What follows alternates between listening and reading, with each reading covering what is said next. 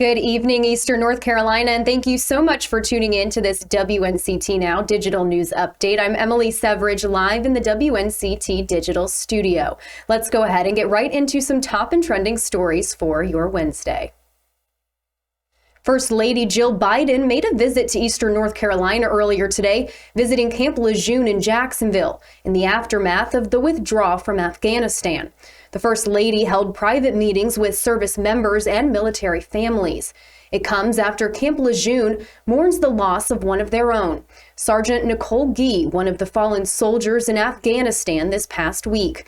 Not on your side, Jacksonville reporter Cheyenne Pagan will be live from Camp Lejeune tonight with more from the First Lady's visit and how Camp Lejeune is honoring our fallen service members. That's coming up on your news tonight at 5 and 6.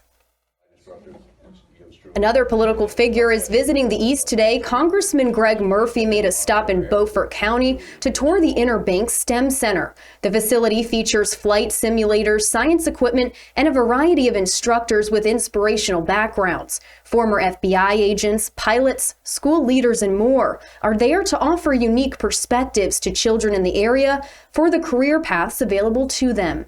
Digital reporter Victoria Holmes attended the event, and she'll have more from Congressman Murphy coming up in your newscast at 5 and 6 on Channel 9. Beginning today, all North Carolina state employees will be required to show proof of their COVID-19 vaccination or submit to weekly testing.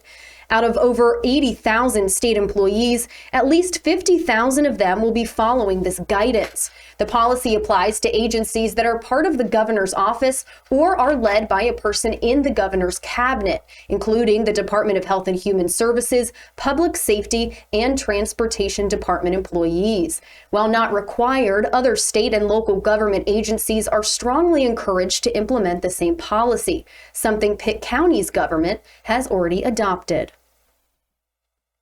Your local weather forecast for the middle of your work week and how a group in Greenville is honoring all heroes ahead of Labor Day weekend. That and more coming up after this short break. When we say you can get 9 on your side news anywhere, we mean, well, anywhere at work. Over coffee, from the kitchen, the plane, outdoors, customized alerts.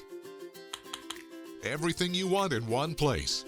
Breaking news. We get it to you wherever you are. Out on the water, on a date, even at the North Pole. Ho, ho, ho. WNCT 9 on your side. News on the go. Anywhere, anytime. Thanks so much for joining me. If you're just tuning in, I'm Emily Severidge, live in the WNCT digital studio, bringing you some top and trending stories for the middle of your work week. We can go ahead and get right into our weather for your Wednesday. We are in a Storm Team 9 weather alert day that will lead into tomorrow as well into Thursday, as we have the remnants of Ida making their way into North Carolina. Now, Storm Team 9 meteorologist Alex Wasilenko has that forecast for us. Happy Wednesday, everyone. I'm your Storm Team 9 meteorologist, Alex Wasilenko. It is a weather alert day Wednesday across eastern North Carolina. It's in effect through at least Thursday morning as the Ida leftovers merge with a cold front nearby, both of which will swing through the east with strong to severe thunderstorm potential and even the potential for an isolated tornado or two. With that being said, the Storm Prediction Center has issued a slight risk for severe weather today, which is a 2 out of 5 on the severe weather scale. Multiple rounds of strong to severe storms, heavy downpours, and maybe even an isolated spin-up will traverse the east this afternoon, this evening, and straight through the overnight. The overnight activity looks to be less severe, just some lingering showers and storms, especially by early Thursday morning. Thursday afternoon and straight through Friday, though, we dry out under the influence of northerly winds. But what's to come in the wake of that cold front by Thursday afternoon and Friday? Much cooler temperatures. We're only going to be hovering in the lower to middle 80s, that is, for the end of the work week. Be sure to download your free Storm Team 9 weather app to track all the latest changes across the east and coastal plains. Temperatures today will rise back to near 90 degrees, and then the showers and storms will cool us off as we move into the overnight through Thursday morning. A few isolated showers and storms will be likely to kick off the early morning commute on Thursday, but overall it's going to be an improving day of weather, not only in terms of precipitation, But if you're not a fan of the heat and humidity, you're certainly going to like Thursday, Friday, and at least Saturday. As we head into Sunday and early next week, though, a warm-up is on the way. Temperatures will be in the middle to upper 80s for your Labor Day under partly sunny skies, with just a slight chance for a shower or storm. Make it a wonderful rest of your Wednesday, everyone, and do your best to remain weather aware. I'm your Storm Team 9 meteorologist, Alex Wassolenko.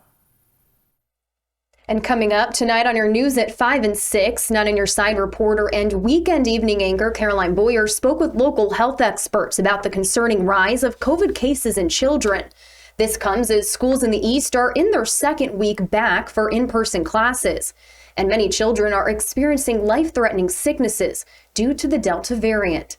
Health officials also say the rehabilitation time for children recovering from COVID is significant, some even needing breathing and feeding tubes. According to doctors, the only solution is get vaccinated. Young children are still ineligible for the COVID vaccine, so it's the responsibility of the adults in the community to keep our children safe. Caroline will be live with additional information regarding children and COVID-19 cases coming up tonight.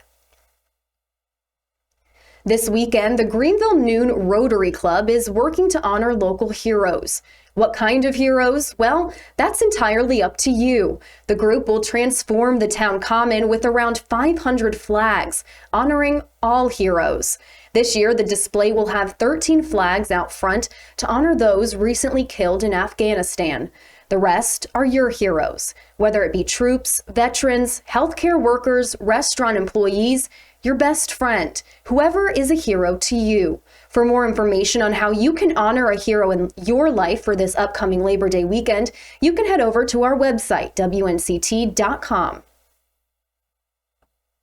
Well, that's going to wrap up this WNCT Now digital news update. Of course, we have more news coming up for you tonight on our broadcast at 5, 6, 10, and 11 with more additional information and top and trending stories for your Wednesday. So be sure and stay tuned for that, and we'll see you next time.